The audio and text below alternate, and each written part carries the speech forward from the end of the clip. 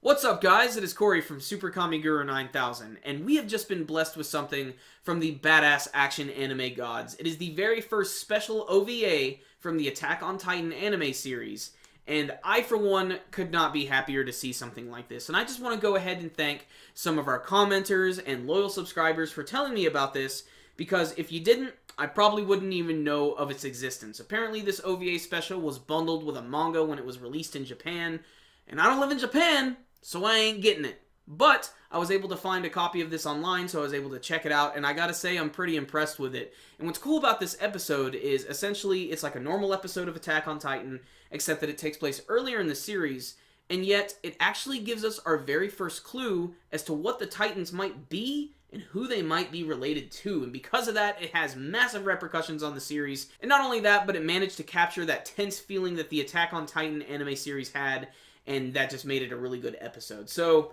this episode right here did not focus on the main characters like Eren, Mikasa, and Armin, but instead decided to focus on the side characters like Erwin and Hanji Zoe and the rest of the Recon Corps. And the main bulk of the story is getting to see Hanji Zoe find this journal, which belonged to this one girl who encountered this abnormal Titan who apparently had the ability to talk. And the things he said are pretty friggin' important. The scene where they actually find the journal is very tense and creepy, because they discover this one abnormal Titan, and he's pretty freaky looking, even by Titan standards. He's got a big old head and a little muscular body, and he displays a lot of normal Titan characteristics at first, like he chases after them and tries to eat them. But suddenly he starts to run away, and Hanji Zoe decides she's going to give chase, and that's when he runs to this tree in the middle of the forest, and he starts slamming his head against it, and that's when you discover that there's the decapitated body of this girl inside of it, and next to the tree is also a journal. So Hanji realizes this Titan's pretty important. He's not like any of the other ones that they've seen before, so they have to capture it, right? No, the friggin' Recon Corps comes in and they slice up the damn thing like pastrami. However, they do collect the journal, and this is where the most important part of the episode begins. We actually get to go into the perspective of the person who wrote this journal, and it's a girl by the name of Ilse, and she used to be a part of the Recon Corps, and it opens up, you get to see her team is just being annihilated by Titans, and she decides to run away, and she even ditches her maneuver gear, and all she has is herself and her notebook. And apparently she's one hell of a writer, because she can write under some serious pressure, because she encounters a lot of freaky shit. But eventually it does get to that point where she does encounter that very abnormal Titan, and the scene where she runs past the tree and sees it for the first time is very disturbing and creepy, because you're like, oh, this is where she's about to die.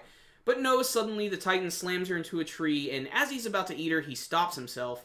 The most interesting thing about this is that the Titan actually looks at Ilse and refers to her as Mistress Ymir, who's a character who was barely even focused on in the first season of Attack on Titan. And that's really it. That's all he starts to say, and she doesn't really know how to take any of this. She knows that this isn't normal Titan behavior. And then suddenly, as it goes on and gets even more tense, she starts to become enraged at the Titan and starts screaming at it, asking about where it's from, what is its origins, why do they eat people? And this causes the Titan to suddenly freak out, grab her, and bite her damn head off. And the scene is really crazy because she manages to still write as she's being killed, and it just ends so violently and fucked up. But it gets weirder because he doesn't eat the body. He simply takes it and places it into the tree, and he almost seems to worship it like an idol. It's very strange. And Ymir is a character from the first season who honestly didn't get to do really anything. She was in the background the entire time. She really didn't have much, development. She seemed to have some sort of relationship with that blonde girl by the name of Krista, but that's really all I can tell you about Ymir. But obviously, just by saying that, when the second season starts, if it starts, God, I hope it starts, hopefully it'll involve her character a little bit more. There's clearly a connection now between the Titans and her, but I cannot wait to see what that is. Other things in this episode that are interesting, like I said, it takes place earlier in the series. You actually get to see this is when they get permission to finally start capturing the Titans again after they realize we shouldn't have killed the damn thing. It was pretty important. But still, that's really the end of it. But this was an effective OVA because even though it didn't focus on the main characters, it focused on the world of Attack on Titan and showing that there's a lot more to learn and getting that very first clue to who the Titans are, what they are, where they came from.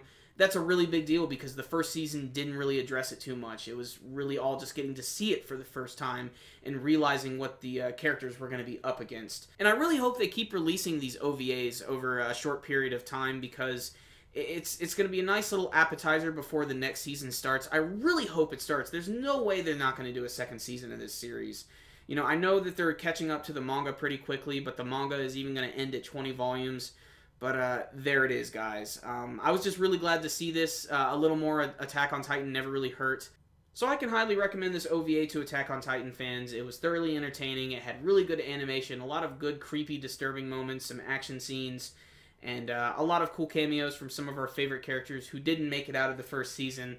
And not only that, but just getting to see that very first clue to where the Titans could have possibly come from, that's a massive deal. So, if I could give it a score, I'd give it a 10 out of 10, but frankly, just if you're an Attack on Titan fan, see it. It's awesome. Try to find a copy somewhere. It is just a really great OVA, and let's hope that we get more just like this. So the first OVA of Attack on Titan was pretty damn good. I loved it. But if you guys had a chance to check it out, I'd love to hear your thoughts about it. You can tell me about your favorite moments, maybe some things you didn't quite enjoy, and what you want to see from hopefully the second season of Attack on Titan. And guys, let's keep those manga spoilers to a minimum. I do not read the manga, I just watch the anime series. Let's try to be respectful. And that pretty much concludes this one today, guys. Just give this video a thumbs up, it really helps us out a lot. So, I'll see you next time. Super Kami Guru 9000, out.